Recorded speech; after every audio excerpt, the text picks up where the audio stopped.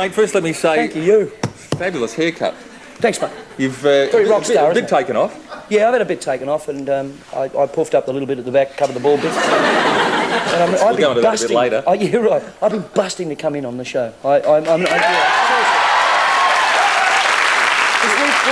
We've done a couple of very small crosses. That's right.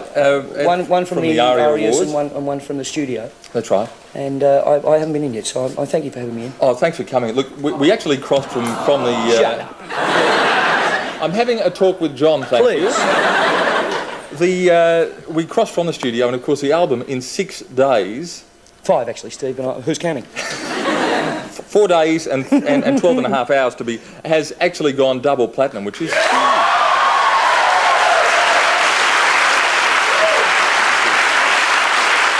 I'm a happy man.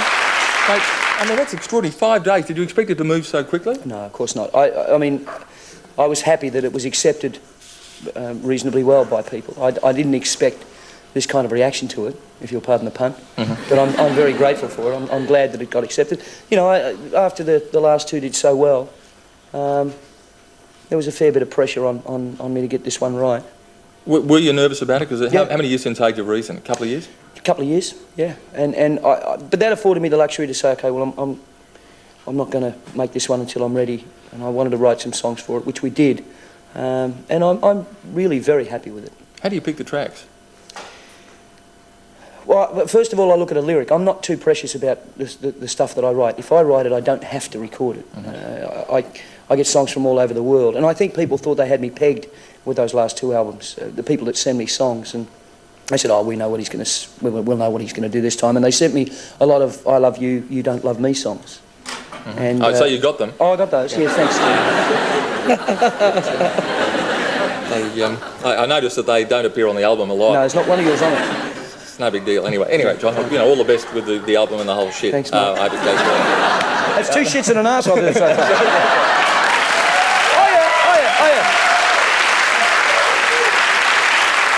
Oh, shit you.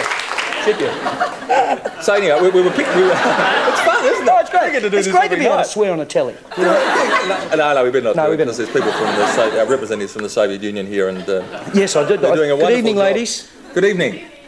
Hi. Hi. How are you? Fine, thank you. And you? Particularly well. And the only Russian word I know is spasibo, which is thank you, and I really mean that from the bottom of my heart.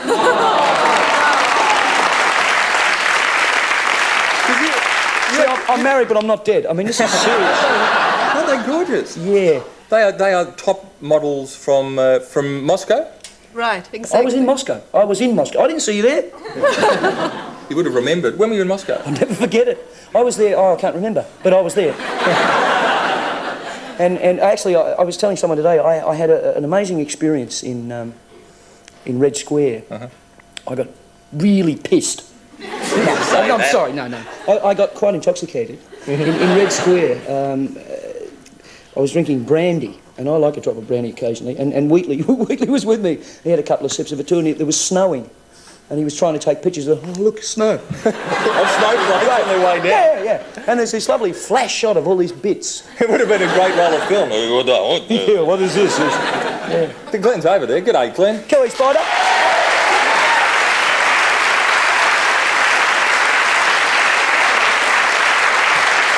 He'd be a very happy man. See, I told you I'd get you on the Vizard Show. Not a problem. He'd be a very happy man too, wouldn't he? He'd be delighted. Yeah. Now, is it true that you forget the lyrics of songs that you're singing? Constantly. I'm notorious for it. How can you do that when you've had songs that you've known for years? How can you forget them? Yeah, well, I tend to get a bit toey when I work, if you know what I mean. Yeah. And I actually go blind and forget my mind. I lose my mind. I'm basically an airhead. That's the truth. So we've got an airhead. Yeah, I'm basically an airhead. So you cannot... But give us an example. All right, let me just give you... Okay, I'll give you a perfect example. The other day, I was in Sydney. Uh-huh. And the record's been released, and I was doing the rounds, doing promotion and radio interviews and television interviews and stuff. And the Brashes people, the chain of Brashes stores, were having a ball in Sydney, and we thought we'd drop in on them and say hello. And there were, 300 or 400 Brashes people there. And they happened to have a band on that night, and there was a piano, and my party trick is help. That's the only thing I can play on the piano, so I thought, I'll do my party trick. And I swear, and this is without, I was ashamed of myself, I couldn't remember the second line of the song. Hell, How many times have you sung that? Millions of times. Millions of times. Is that why you would go, everybody? You can laugh. That's actually how that stuff happens for me. Yeah. I make everybody. That stuff up. Yeah. Sing it. Yeah. That's why you do that stuff. Yeah. It's true. It's Mate, where did the album debut? Well, we haven't got the national charts, but I've got 3 charts. We debuted at #1 in Melbourne, and in Adelaide and in Brisbane. That's extraordinary. We should Then have we got the national charts? How do we? No, we don't have it because there's been public holidays. Sorry, I was speaking for Wheatley. Beg your pardon. We can we'll contact someone. Who can we ring to find out how we went in Sydney and Sydney and? We can find somebody. Sydney and Perth. We'll find somebody. We'll find somebody. Yeah, we're going to find somebody. We will find somebody. We're going to ring somebody from RCA during the break and find out how John went nationally. We'll be back after this. I'm with John Farnham. Nice guy. Stick around live.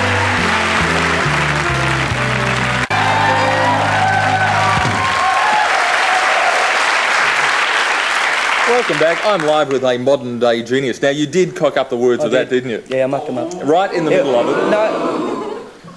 Give him a break. I mean, the guy is I'm 41. He's working his way through it, and all we get is... No, I actually realised where I was, and I was going live and everything. In that split second, I lost it. What you said. That's... Mate, we got the guy from the record company on the phone. Stuart Rubin. Stuart Irish Rubin bloke works up there, yeah. Is he? Yeah, Irish. Have we got Stuart? Hello. Steve Vizard here, Stuart. Hi, Steve. How you doing? Very well, thank you. I asked John before where the record had debuted, and he'd said that he'd got Melbourne, Adelaide and Brisbane, and had come in at #1, and he was short on Sydney and Perth because it was a holiday. We got the where it debuted for those 2 cities. Yep.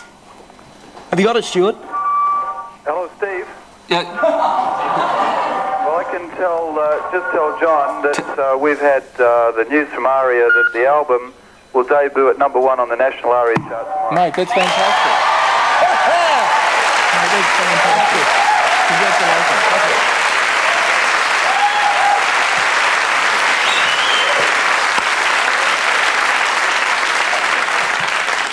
Yeah, that'll be cool. Stewie, I think we should give praise where praise is due. Stewie, you've done a bloody good job with the whole thing, yes, sir. and you've carried the whole album. Stewie, your own marketing skills, Stewie, what do you think you've achieved for John's album?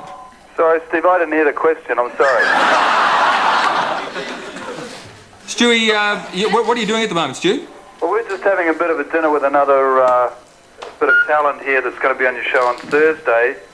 And it's really quite interesting, but we'd just like to say to John, it's a team effort, and I think everyone's helped make it, and including a wonderful singer and a great songwriters that have done it, and great production, and music's all about having a wonderful team, and that's what's done it. Stewie, thanks for those words, mate. and appreciate it. Thanks very much, mate. Oh, yeah. Stewie Rubin, and it is... John, it's my pleasure to, on That's account, great. it's been a 5-day wait, but can I give you a double platinum album as well? With the greatest of pleasure. There you go. Oh, that's nice.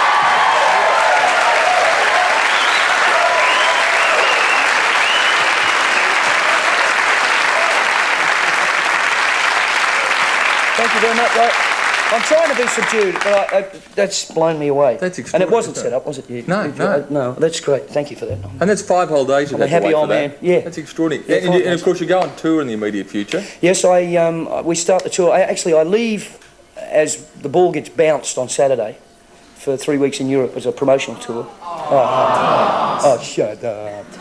And I'm going to go over there. I'm in a different country every day. Oh, no, I'm sorry. I'm in London for 2 days, so I get to wash my underpants in London, which is kind of a bit of fun, actually, after you've been on the road for 3 weeks. You sort of look forward I to usually do it while I got them on, you know.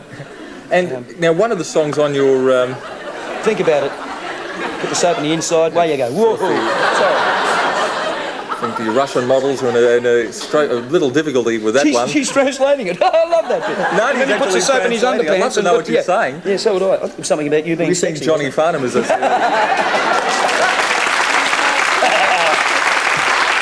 Mate, talking about being on the road, one of the tracks on the album was written about being on the road, wasn't it? Yes, yeah. Burn for You, which is the ballad on the piece, was yeah, Ross Fraser, who produced the albums, and Phil Buckle, who's playing guitar. He's the one with the ponytail, the older one of the two guitarists, three guitarists. He and I and Ross wrote this song, and it was written about our women. You know, I mean, our wives get left behind more often than not when we go away, and it really does. I don't know about you, but my wife gets into a self-preservation thing, you know, after a while, after I've been away. I mean, the first few days it's, oh, I love you, I wish you'd come home, and the second day is, oh, please come home, you know, the kids are driving me crazy, and the third period of time is, I hate you, you're always leaving me, and hang out, you know, and it goes in cycles. There's the bride now. Where is she? Good kiss, that woman, damn good kiss, Julie. Whereabouts? Oh, well, what's she doing to me there? I think I remember that. There. What was happening there? I don't know, but I've got a feeling it wasn't very pleasant. Might have been just after the operation. What's... Oh! The operation? Yes, yeah. Tell us about the operation. I had a minor operation. I'm over 40, you can guess what it was. During the album. Yeah, I'm shooting blank. What was it? Vasectomy. That's done, didn't it? I said vasectomy on television. Say it again. What was the... Just show us. Just tell those Russian girls that. Yeah, let she tell them. Anyway. Settle down, girls. Yeah. Don't just stay... And no, I actually had the minor operation. I wish I'd have stuck with it, really. During the album. And, during the album? Yes, during the album. And I waited for a couple of weeks for it to settle down, because it's not a very pleasant thing to go through. And, is it a minor operation? Well, yeah, that's what the guy told me who did it. Before you went in? His name was Cleve. Dr. Cleve? Dr. Cleve, or Mr. Cleve, I think, you know, it's surgeon, more than... yeah. And because I went in and he said, oh, you don't look like the type, because I was being really cool, you know, yeah, Clevey, I'm here and I'm going to have my operation and stuff. Lovely man. And I'm standing there with my trousers down around my knees, he's going like, and I'm thinking... And I actually said to him, I said, shouldn't you kiss me while you're doing this? Seriously. Man's got... No. No, I actually said it. And he just gave me a filthy look. You know, yeah. But he said, oh, you don't look like the type that's going to leap off at the table at me, so we'll do it with a local. And I said, yeah, no problem. So shifted a bit. And I'm laying on the table, you know, covered in the sheet with one of them backless things on, which is a bit nippy if you're walking around.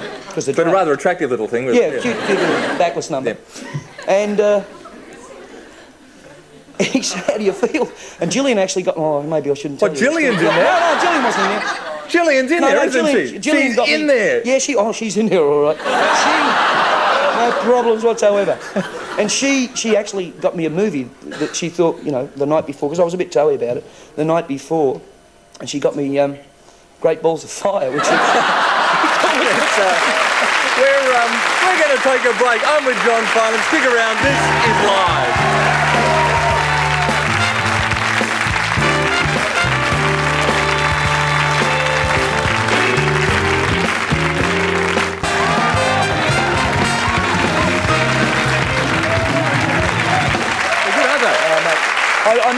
I must say, I've been waiting a long time to congratulate you on the band too, Paul. It's a red hot band. They're fantastic. And incidentally, Paul, the record company's been on the phone, and they just wanted to say that I didn't know that was going. It doesn't take long for albums to find their rightful position. It took your album 5 days to reach number one. And, very big in Nauru. And of course, on the coaster market, this is doing an absolute thing. Incidentally, there's a girl who remember the Smarties commercial, and there's a girl who was called Jennifer Cutie, based on someone we might know. She wore a wig.